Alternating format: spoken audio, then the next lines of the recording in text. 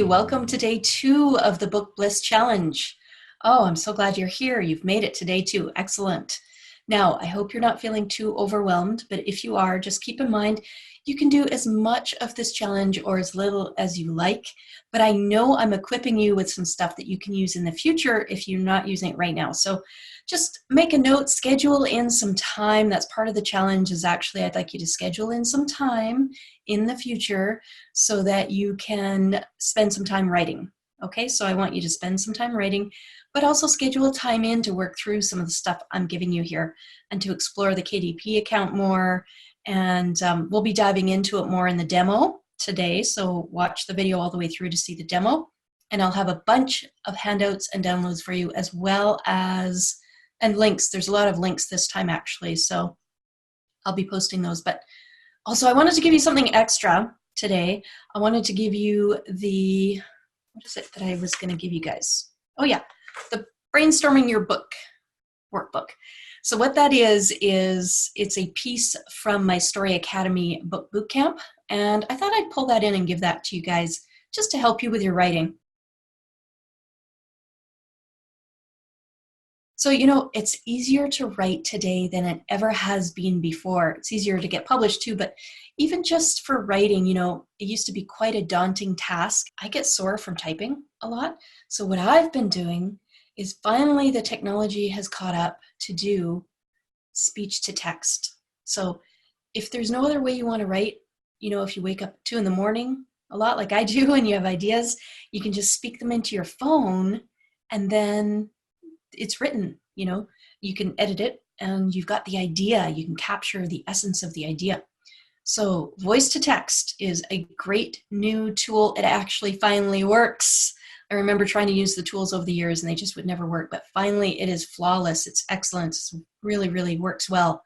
So that's a great writing tool is voice to text. Let's chat about what's called a writing style guide or a style book. You need to choose a style guide to direct you in your writing so that everything is consistent throughout your book. Basically, a style guide is like a book of rules for how you're going to write and use the English language. So it dictates your grammar, how titles appear, capitalization, how references are done. So you would think there's just one set of rules. That's what most people think, but actually there are several different ones and you need to choose. So I'm just going to be chatting about that with you. Have you ever heard people talk about, oh, you know, a period goes here, there's so many spaces in the writing that goes there, but really they're all right because there's different style guides. Have you guys ever heard of this? It's called a style book or a style guide, and there's several of them. There's the, I've got the Canadian Press Style Guide, and it's the one I like. If you're a blogger or something like that, that's the one you want to have. But there's also the MLA Style Guide, the American AP Style Guide, which is American Press, so it's like this one, but American. MLA Style Guide and APA Style Guide are more academic guides, but you need a guide. You need to choose a guide, and I'll put the links to those. So a style guide tells you the rules and grammar, and for English, there's lots of different style guides. A lot of people don't know that, but there's not just one way to do grammar and spelling and formatting. So for example, one style guide might say, put a capital at the beginning of every word for a title. And another style guide will say, no, just the first word. So they're all different, but choose a style guide. And it also affects the references, how you're going to reference things. So choose one style guide and stick to that style, especially for your references, but throughout your book too. So that's just an editing tip, is choose a style guide to help you in your editing process. It'll give you all the rules.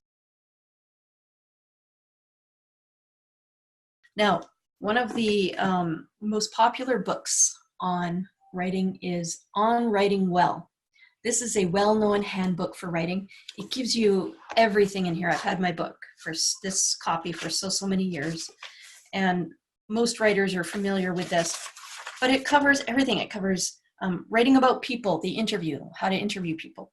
It's writing about places, the travel article, everything about style. So it talks about its own style, and then also nonfiction as literature. So really spicing up your nonfiction books.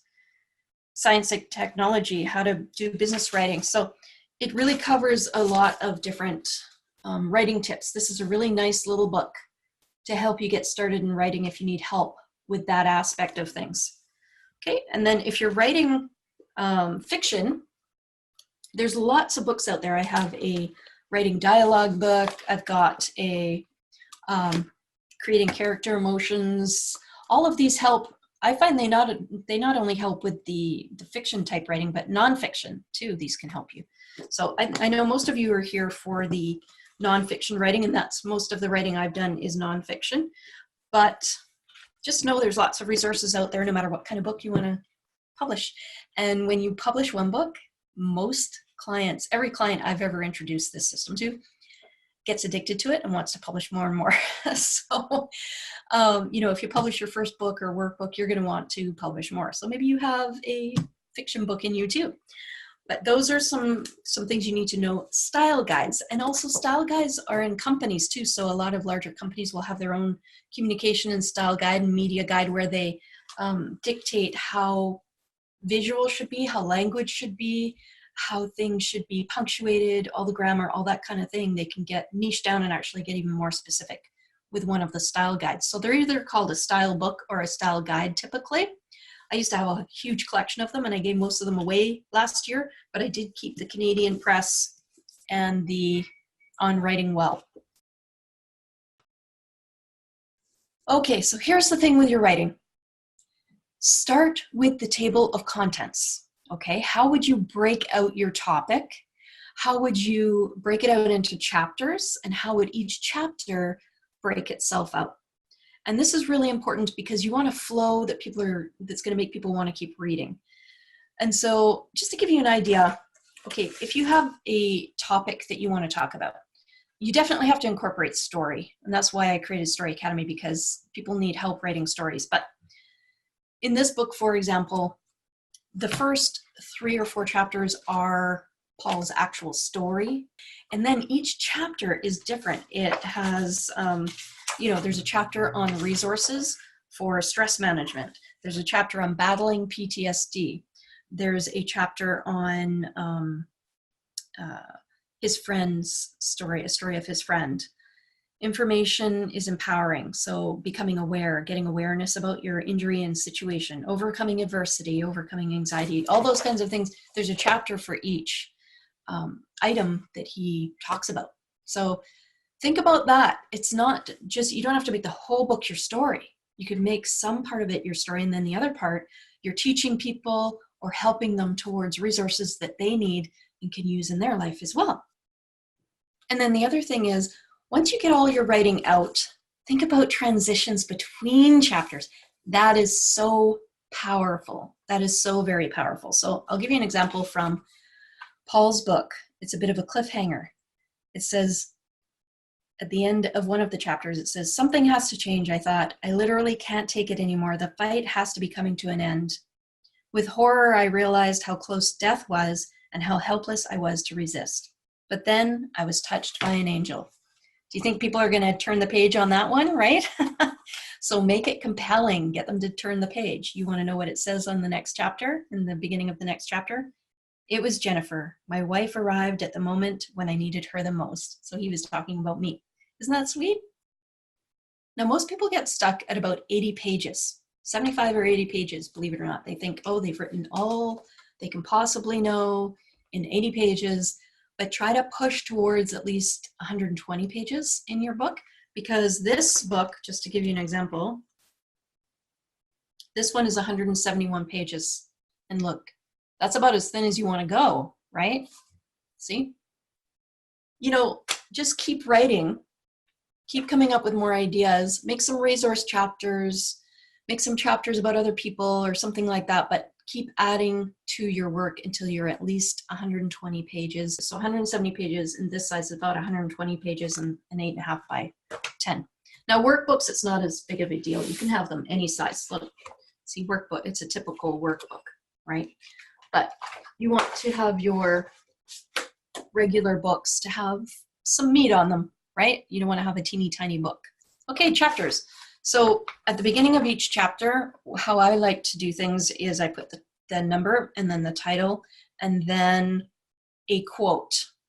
And then the quote goes along with the chapter. Sometimes it even fuels more content for the chapter. So consider putting quotes at the top of each chapter. They can either be your own quotes or quotes from other people. Make sure, of course, you reference the quote. But that's an idea for you for more content as well. Okay, so we're going to dive into another demo. I'm going to demo for you how to do the manuscript, how to format it and upload it to KDP for publishing.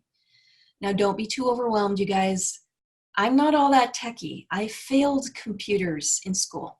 I failed computers. So, if I can do it, you can do it. And it's really just a matter of following each little step, and before you know it, you'll have it done. And once you've done one book, it'll be easy to do the next book. And also, it's good for you to know, even if you think to yourself, oh, I can't do this part, that's okay. At least you'll know about it and know what to outsource.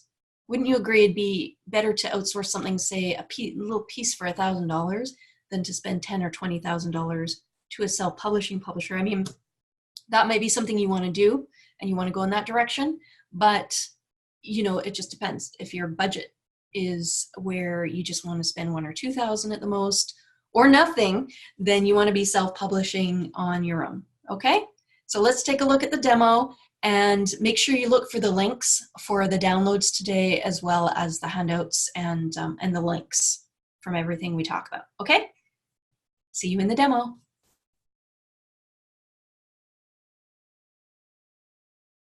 Okay, everyone, let's take a look at a project I'm working on, creating a manuscript for a workbook. And a workbook's a great place for you to start if you don't have a full book in you yet. People love workbooks. So this is just a download. This has been a download for me for a few years. I update it every year, but it's a very popular upload that I normally do from about Black Friday, so November through December into the new year. And the last couple of months of the year, this is a real good list building workbook. It's just a digital download that I've been using for a few years. So I'm going to show you, so people click here and they can download it. I'm going to be giving you a copy, so don't worry about that as an example. But just to show you how you can turn other assets that you already have into published books.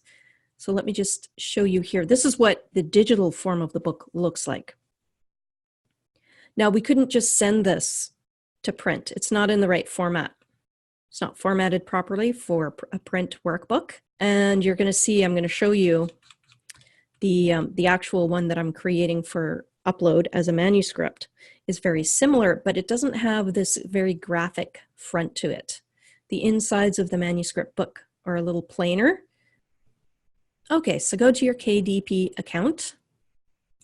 You're going to land here and click on this link. And we're going to go down to Prepare, Publish, Promote, Prepare Your Book, Format Your Manuscript, and down here to Overview, and then Paperback Manuscript Templates. You want to download a template from KDP because it's going to give you the proper formatting and everything you need to set your book up for publishing. So this is one of the most important things to get your book ready and finished for publishing. So you're going to scroll down here and you're going to go download the templates. You can get blank templates if you want, but this has a template with sample content. So if this is your first time out, you're going to click here and it's going to download a file with a template for every single one of these sizes. Okay, a 5x8, all of these different sizes. Okay, a 6x9 is the most standard for self-help type nonfiction books. Just so you know, 6x9, 6x9, okay? But there's all these other sizes and formats. They're going to cost you more though. I do most of my books in the 5x5, or sorry, 5.5 by 8.5, or the 6x9. Those are the most standard sizes for nonfiction self-help type books, but also for fiction. This one's for fiction as well. These pretty much, all of these are for fiction, but this is the most popular one. So anyways, you're going to download this and it's going to give you a template for all of these. So I'm going to open up the workbook template so you can see it. This is the workbook template. It's the normal size of a piece of paper, 8.5 by 11 for your workbook. So there's nothing unusual about it. It's a very plain looking template.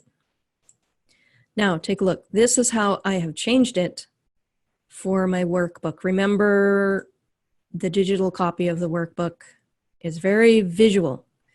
This, it may look boring, but this is how Amazon wants the book set up inside. So you're going to have your title and the author on the front. You're going to put your ISBN here, which I will show you about this in a moment. And then all of your information here, you can take a look at this. You might want to take a picture of it. This is all the stuff you need in this area of your manuscript. You may have noticed this in any books that you have. So a dedication area, the table of contents. Okay, take a look on the bottom of the pages and the table of contents. You see there's no page number down here. They've formatted the template so that the page numbers don't start until your content starts. See, page 1. Okay, so you don't want to be doing a lot of just sudden deleting and returning, because it can mess up that kind of formatting that's behind the scenes that you can't see. So here's the table of contents. Watch. If I go like this, let's say I added a bunch of characters in here, it will, see, it'll widen it like that automatically so that your table of contents are always kind of centered in the middle of the page, and they formatted all that for you. So if I was just to come in here and just delete a whole bunch of stuff, and it could mess up the formatting. So if you're new to documenting things, you want to really be careful and just be gentle inside the document here as far as copying and pasting and moving things around. Try to stay within the formatting that they've created for you. Okay, so you can see it's a little simpler. So you might have similar workbooks. Well, you could turn them into a nice glossy workbook and sell them online. Sell them through Amazon around the world. Okay, so that's just one example of one of my workbooks. Oh, and also at the very end, always put some author information about yourself. So that's just a peek inside of an actual manuscript. And I'm going to be using this as an example now to show you how to upload this into the KDB system. Okay, so remember this main page. It's called the bookshelf inside your account. And there's these 2 main buttons here. So here we go. We're going to dive in, click Paperback. It's going to bring you right here. And there's 3 tabs. It won't let you into these tabs until you completely complete this tab. So what you're going to do is enter all of your basic book information, the title, the subtitle, series. Now this is if you have a series of books where one story comes after the other, whereas edition is if you revise your book and make a new edition. So technically for Paul's book, we have 2 editions. The first edition was called Miracle in a Mill, and the second edition is called Crushed Alive. And we changed the title and added a chapter and things like that, an updated chapter. And because his story had kind of become known as that, and so we changed the title to match what the branding and the story had become known as. So that's the difference. If you have a series of books in mind, this is where you'd enter it, so it kind of connects them all online within the Amazon system, as well as the other editions. Yeah, your author. If you have any other contributors, I'm going to be talking about collaborative books more on day 5. So this is the area where you'd enter more people. The description, I just copied and pasted that from my opt-in page actually, because I put a lot of effort into the copywriting there. So I just copied and pasted it right in there. Now you want to click here, I own the copyright and I hold the necessary publishing rights. And then here you want to enter all of your keywords that would be applicable to your book. Okay, and you can choose categories. Now this is kind of important, and I'll talk about this on day 4 or 5, about bestsellers lists and categories. So it's definitely a nonfiction book. I'm going to go with strategic planning and marketing general. Actually, I'm going to niche it down a bit and put entrepreneurship instead. Okay. It won't allow you to click any others. See, if I click any of these, it'll say, nope, you're only allowed to have 2. Okay, so adult content. Does this book contain language, situations, etc.? No. Save and continue. All right, so now we're allowed past this tab and we're into this paperback content tab. All right, here's our discussion about ISBNs. You can get an ISBN from here, and it's going to be an American ISBN, okay? If you want a Canadian ISBN and you want to enter your own ISBNs, then go to the Canadian Library, Library and Archives Canada. Contact them, and they will be able to get you some Canadian ISBNs. They're free. You don't have to worry about it. Plus, whether you use the American Amazon ISBNs or whether you use the Canadian ISBNs, you still should send 2 copies. What they really like you to do is send 2 copies here to the Library and Archives Canada, and it will forever have you on record as being a Canadian author. They like to have 2 copies for that purpose. So that's kind of neat. You'll be recognized as a Canadian author. Okay, so let's just head back to here. Now, I'm going to be honest with you. I always choose just letting them give me the ISBN. Assign me the free KDP ISBN. So assign ISBN. Yes. And here it is. This is the ISBN. All right. Now, while we're here and I just copied that, I'm going to go put that into my document. Remember this area? I'm going to put that now in here. This is in the front matter that I was telling you about before. So that's how and when you get your ISBN number. So it's a little bit of back and forth, but you can do it. Okay, publication date. Black and white interior. I like white paper instead of cream paper. I find cream paper is more of a fiction type thing. I like black and white. This is where we're going to choose how we're setting up our manuscript for publishing. The trim size for this particular one is a workbook. So I'm going to select a different trim size, and it's going, you see, they put this one because this is the most popular book size, the 6x9 of, where is it? Here it is, 8.5 by 11. Bleeding. So no bleed. Okay, so bleeding is when it goes to the edge of the page. It's going to all be in black and white, and people are just going to be writing in it in workshops. So I'm just going to go no bleed. It's cheaper.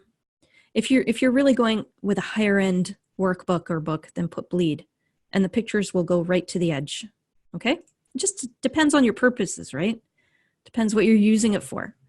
Okay, so do you want matte or glossy inside? Just matte inside, especially if people are writing on it. But if you do want glossy, the option's there.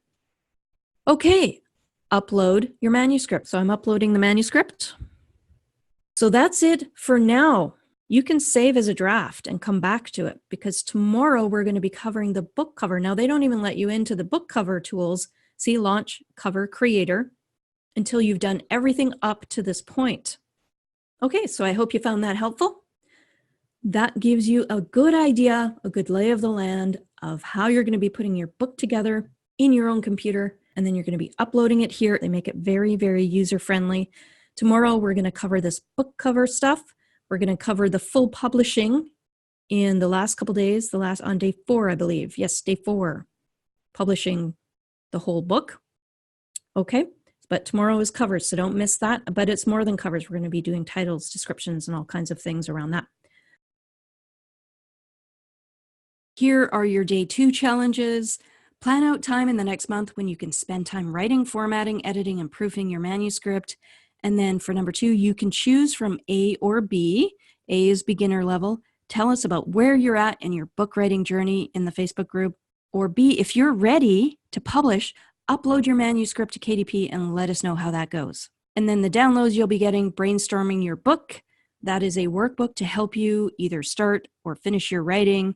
It'll help you with that process. I mentioned a bunch of style guides, and here's all the links to those. You'll find all these in the post with this video today. Crushed Alive, that's a copy of Paul's books, just so you can see the transitions, the chapter openings with the quotes, how we've laid it out, the table of contents, everything about that, and then everything to do with planning your best year ever. This is a lead magnet. It's a digital document that I'm turning into a print workbook, and I've been using that as an example in our demonstrations. So I'm giving you the PDF as well that will be uploaded so that you can see it as an example. I'm also going to give you the Word version. So it's an editable copy of the workbook. And it's not so that you can just take it and copy it as is. It's for you to be able to use that sort of as a template for yourself. Amazon doesn't allow duplicate content, so you won't be able to just upload that as your own book. I've written and created this workbook, but I want to give it to you so that it's a bit of a shortcut for you because it's got all the formatting in there. It's got tables. You'll probably want to create a similar type workbook at some point that has tables and things in it, so this will help you with that. Okay, those are all the downloads and the challenges for day 2. Okay, everyone, I just wanted to go over the handouts, the downloads that I'm providing for you today. The Story Academy Book Brainstorming Planner is right here. You can just click in the top right to download that. And it's a full workbook that I'm giving you complimentary from our Story Academy program. We actually have a full book boot camp within the Story Academy program. And here's a copy of Paul's book. And that's going to help you just to see how everything's laid out. It just gives you an example. This is just a PDF, so it's just for you to look at as an example of how we split everything up, how we did the transitions, what the forward might look like, how you can get someone to write that, and then how we opened. I talked about how we opened each chapter with a very specific title and then a quote that goes with that, opening with a story. The first 3 chapters are the story. Like I said, some pictures. See, the pictures are black and white, right? Because we went with the black and white interior. Yeah, and the transitions. So I'll see you on day 3 of the Book Bliss Challenge.